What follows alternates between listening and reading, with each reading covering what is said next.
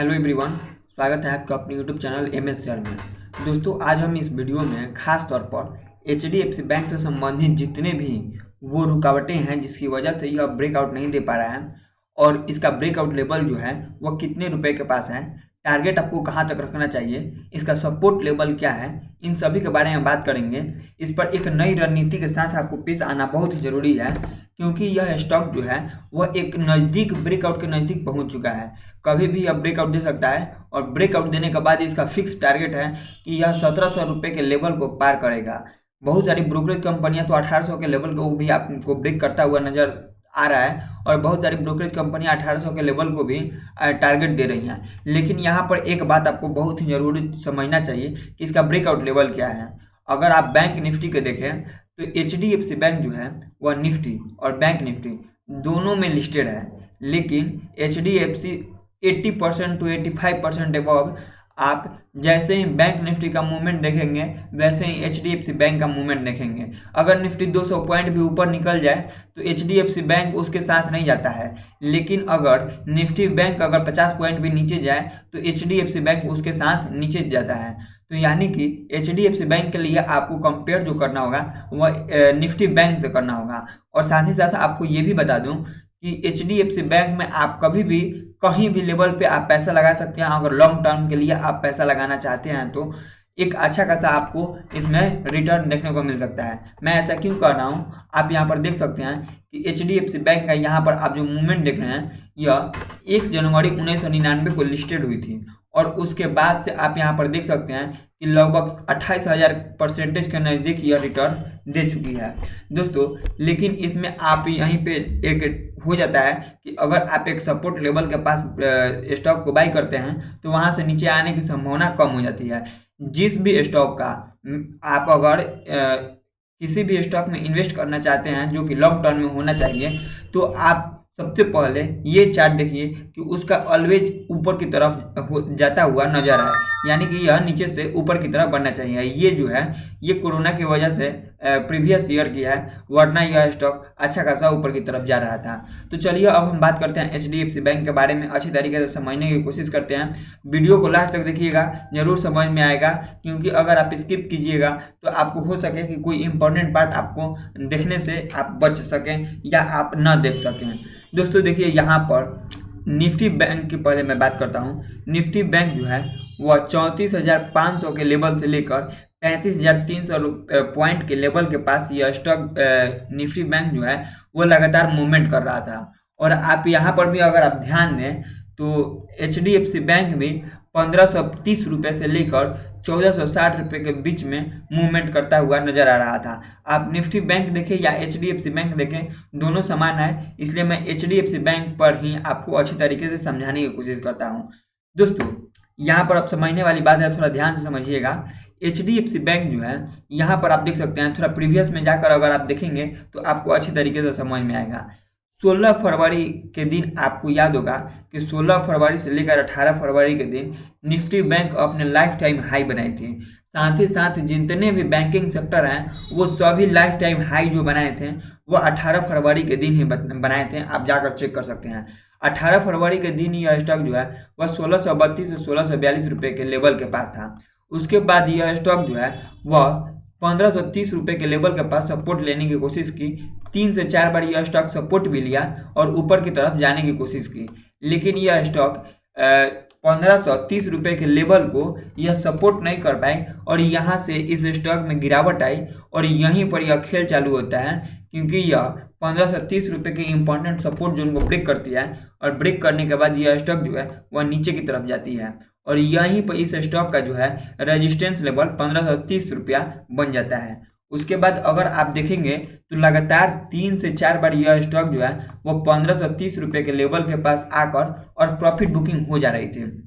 नीचे के लेवल की मैं बात करूं तो यह लगातार बहुत ही नीचे तक गया था, लगभग 1360-1370 रुपये के पास भी यह जाकर सपोर्ट बनाया और उसके बाद यह ऊपर आया। खैर इससे अभी हमको लेना देना कुछ नहीं है, क्योंकि निफ्टी ऊपर की बैंक निफ्टी ऊपर की तरफ जा रही है और बैंकिंग सेक्टर के जो भी हैं वो ऊपर की तरफ जा रहे हैं। तो मैं यहाँ पर पहले आपको रेजिस्टेंस लेवल की बात कर दे रहा हूँ। तो रेजिस्टेंस लेवल जो है वो 1530 रुपये के नज़दीक आपको रेजिस्टेंस लेवल है।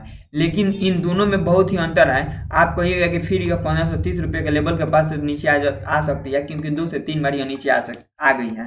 तो दोस्तों ऐसा नहीं है, क्योंकि अगर पिछले दिनों अगर आप देखें तो यह 24 मई के दिन और उसके बाद 3 जून के दिन और उसके बाद 1 जून के दिन यह स्टॉक जो है वो 1530 रुपये के लेवल के पास गई थी और वहां से प्रॉफिट बुकिंग हुई थी। और उसका वजह था कि डिलीवरी परसेंटेज नहीं उठ पाना, क्योंकि वहां पे यह स्टॉक जो है वहां से प्रॉफिट बुकिंग हो जा रही थी। लेकिन आज के दिन, जो कि आज 28 जून के दिन, यह स्टॉक जब 1530 रुपये के लेवल के नज़दीक पहुंची, यानी कि 1513 1520 के लेवल के पास, तो आप डिलीवरी परसेंटेज देख सकते हैं कि डिलीवरी परसेंटेज लगभग 63% तक उठाए गए हैं।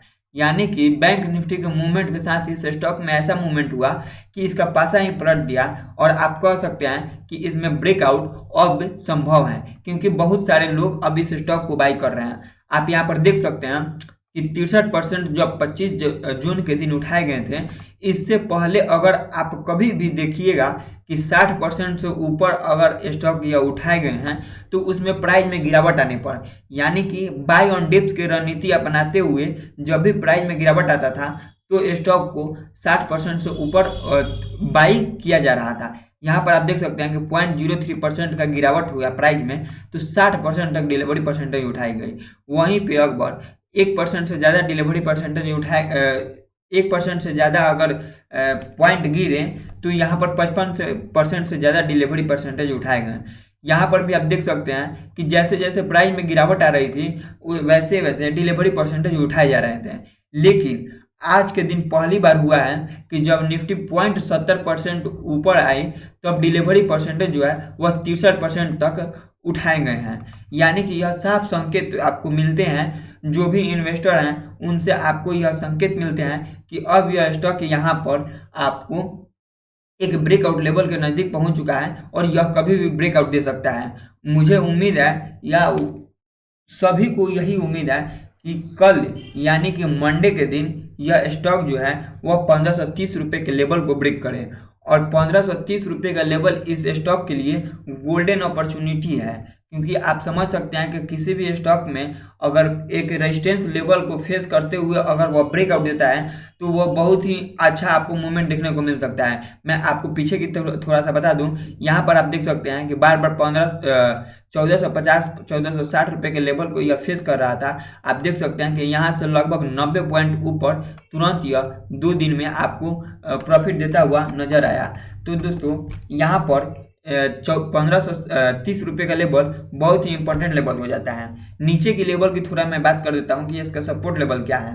देखिए, जब तक यह स्टॉक 1530 रुपये के लेवल को ब्रेकआउट नहीं देता है तब तक इस स्टॉक के लिए 1460 रुपये का level important support level zone बन जाता है। अगर मैं उससे नीचे की बात करूं तो 1410 रुपये से लेकर 1415 रुपये के पास इस स्टॉक का बहुत ही स्ट्रॉन्ग सपोर्ट जोन है। अगर यह स्टॉक 1530 रुपये के लेवल को ब्रेक करेगा तो इसका जो नया सपोर्ट जोन होगा वह 1480 से 1490 रुपये के बीच में आपको देखने को मिल सकते हैं।